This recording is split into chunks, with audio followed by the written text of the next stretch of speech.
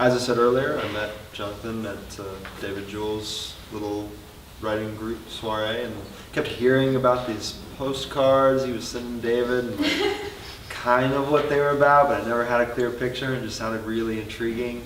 And if you haven't taken a look through his book yet, there's plenty of copies back there on the table, but please do. I can promise that this is unlike almost anything you've seen in a book. Maybe unlike anything you've seen. I'm not going to show you. I'm going to leave that to him. But Jonathan's been here for about 3 years. He's a graduate student in geography at UT. And he's very busy with that. Just kind of fits in poem writing in between, which you won't be able to tell because he's a great poet. And his poems have appeared in Echo and Raw Paw issues 4 and 5. And we were getting ready for this reading, and had him send me a bio, just kind of like talking about format and such. And he sent me this really nice artist statement, and I'm going to read that real quick, just to sort of introduce you to his idea and theory behind the book, and then he can take away and wow us all with his awesome talent. So, for me, a postcard is a unique mode of expression. A kind of fragmented signal from a moment that is long past by the time it reaches its destination. They are often written from a feeling of exhilaration of movement and a longing for home. They are attempts to casually fix the motion of life into words. Postcard Habitats, the name of this book, grew out of pondering the relationships between movement and place, pains and pleasures of each, the way our bodies and identities shift and change as we constantly remake our habitats in this world. For a while, these poems were journeys, constantly in motion and swirling around me, which is true. If you asked him about this like 2 months ago, he'd just been like, man, I don't know when I'm gonna get this together. Now that they are fixed and bound to a page, they are, for me at least, a place. I feel both pain and relief for that. But perhaps for you, they will put you on your own journey, something to write to your home about, and so it continues. Jonathan.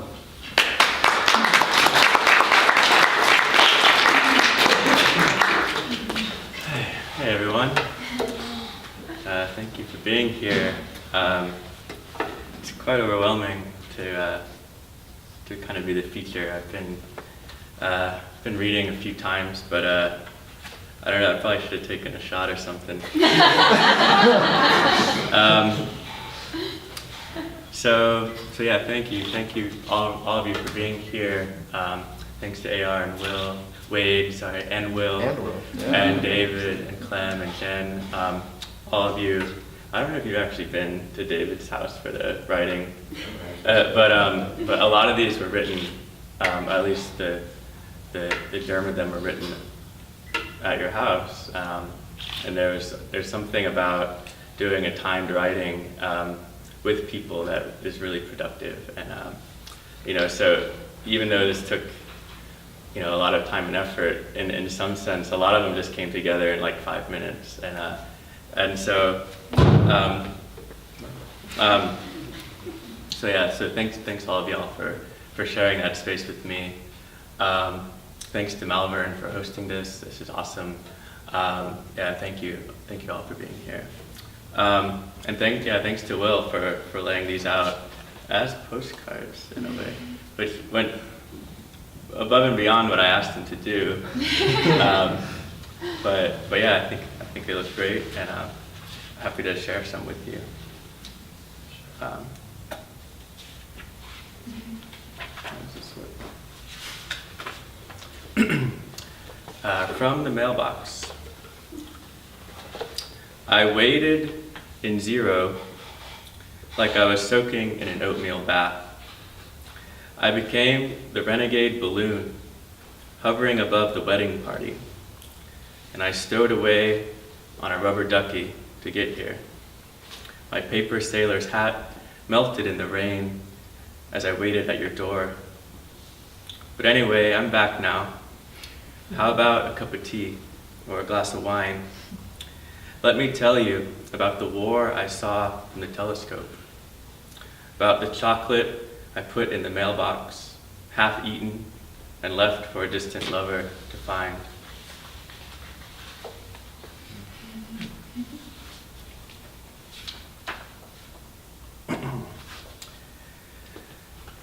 From the condo in the morning, I think this is on Rainy Street. The sun cracks like an egg on the bowl of clouds and leaks through the curtains. Pigeons pick the crumbs out of the beard of the city that was pasted on with a glue that never dries, and the buildings slide around like socks across the linoleum floor. The trees here are dipped in fondue and then left out to dry in the sun. And they don't let anyone live under the bridge where the trains pass at night, dropping the seeds and clay shards of fragmented histories and disjointed futures, all smoothed over with a giant spatula.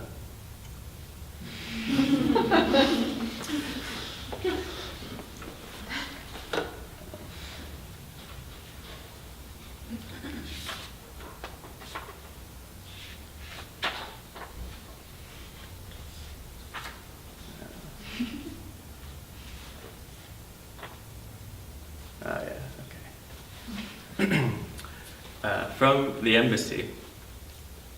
Last week, I became the flour baked into a Wednesday batch of macaroons served at afternoon tea in the embassy. I became crumbs atop the latest report from the field.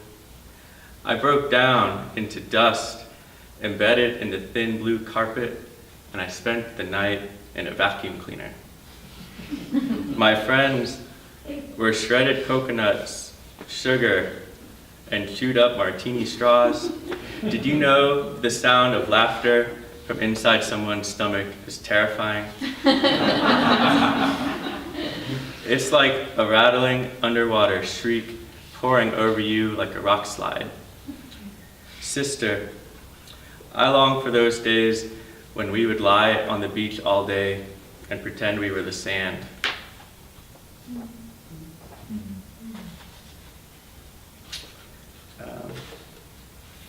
So I'll read more from these later. But I wanted to go maybe to the beginning. This was the first poem I wrote, a while ago, that I felt like, okay, yeah, I can do this. So it's called Drought, and it was published in the Rapa Zine 4, I think, which might still be around somewhere. I don't know. You might be able to pick it up. I think they might be gone. They might be gone. Oh, wow. Nothing lasts these days. This is called Drought.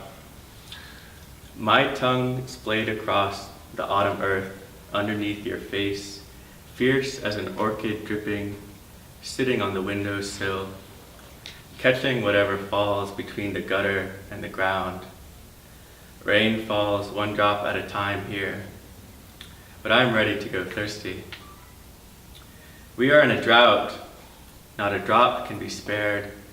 I can dash back and forth across the roof, collecting the night rainfall into shallow puddles, but only to sit and wait anxious, knowing it only takes one dawn to burn it away. But my dissipation will not last.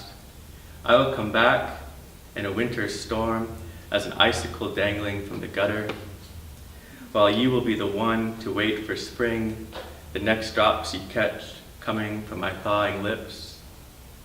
They will splash on top of your head and run between the nodes of your spine.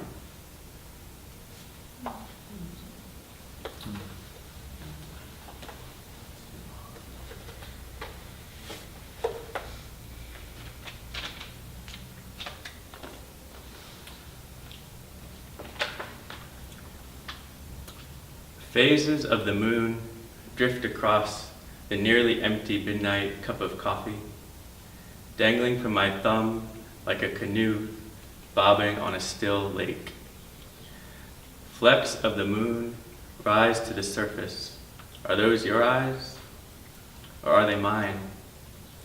I have swallowed everything in one gulp before, and I can do it again.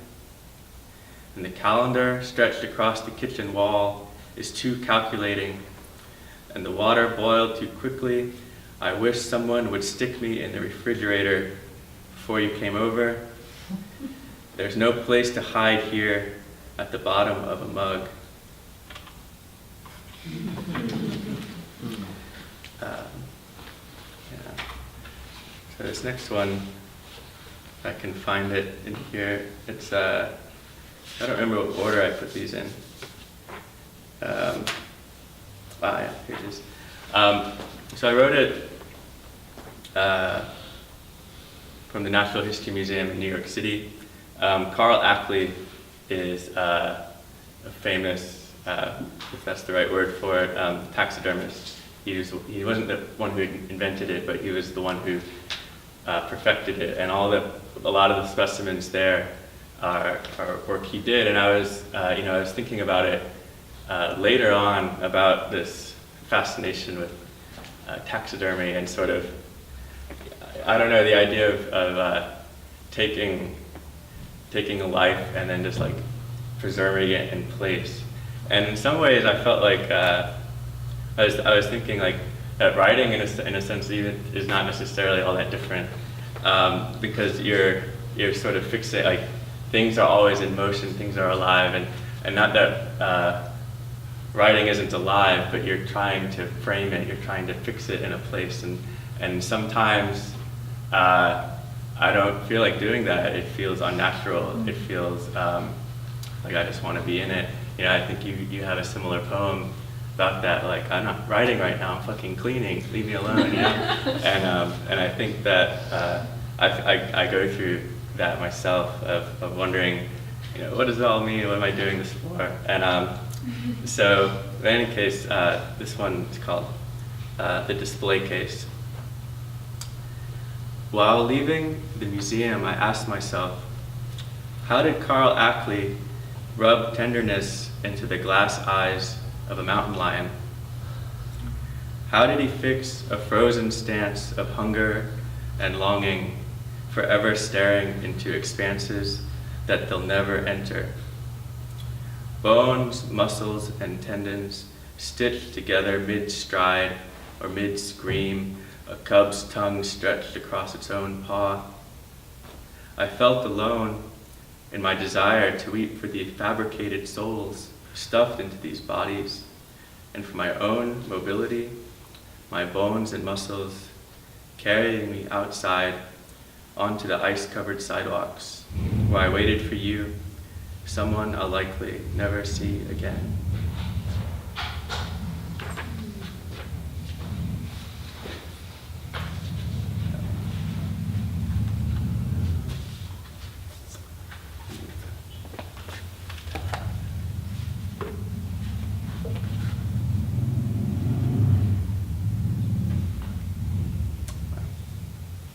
So this one is called From the Birdcage, which I can thank y'all for the title. I didn't know where this one was from, and when I read it last time, and they told me, dude, it's a birdcage. So,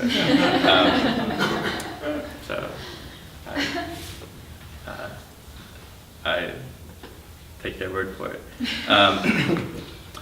I'm sorry I missed it when I hung your serenade from the window while the sun was out. But I couldn't hear you. I was living in hibernation below taut violin strings, humming a single note, vibrating under a bow cut from a horse's tail in Tunisia. I had to rip out all the moss so that I had a pillow to sleep on. I wish my eyes could be clouds so that you could see in them anything you wanted to see, dissolving and reforming again. Every morning, I dip my hands in the pool and wash the dust from my eyes. Every day, I try to remember our old home while trying to build a new one.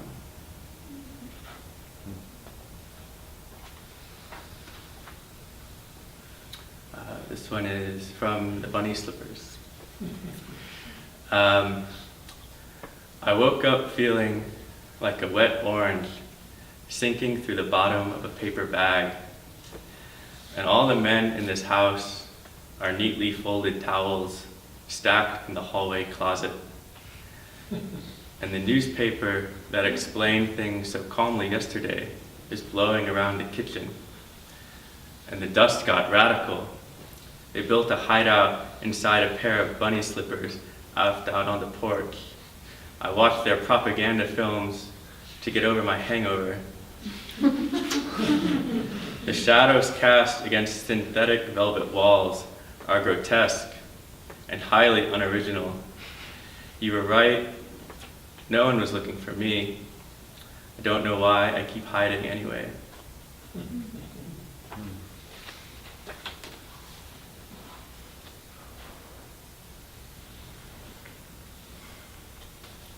From the fields. I felt the stalks and crackling hulls tickling my heart's chamber walls. Later, my esophagus and my inner ear, and then scratching the back of my eyelids as I slept. My hair changed color, and no one seemed to notice. And empty burlap sacks appeared around my feet. By now, they probably have patented those seeds that the wind blew into my stomach last spring. I signed my name on a shadow, a confidential settlement. Breathe this air at your own peril, and remember your body will become food for someone, just like any other.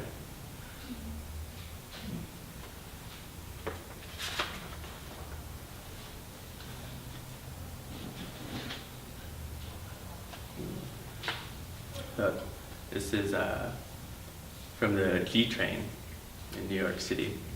It's one of the subways. The city hits us like a cinder block landing on an ant pile. One temporary home dissolves into another, but briefly we were a family, living on a rolling scaffold, slicing its way under the island of lights. We were voyeurs, pretending to be eavesdroppers, and eavesdroppers pretending to be strangers, and strangers passing life stories like cups of water to our parched lips. But the city is an iceberg melting on the tongue of the highway. The city is a kitchen light left on by accident.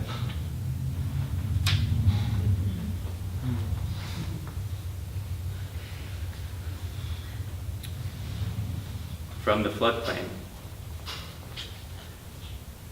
The howls at the end of the alphabet were strewn about with the pink Christmas trees and paper Halloween masks. Can you imagine the aftermath of an alphabet soup flood? The magazine pages are ragged and the print washed away. The dogs are sniffing the insides of the soup cans. And I was handed a toothpick to collect the stray words stuck between rocks and hanging from tree branches. I felt vital and futile all at once, circling in the silence of a drying floodplain that once housed a million words for beauty. I don't know why I came here, and I don't know why I would ever leave. How are we on time? Good. Do you want to do one or two more? Okay.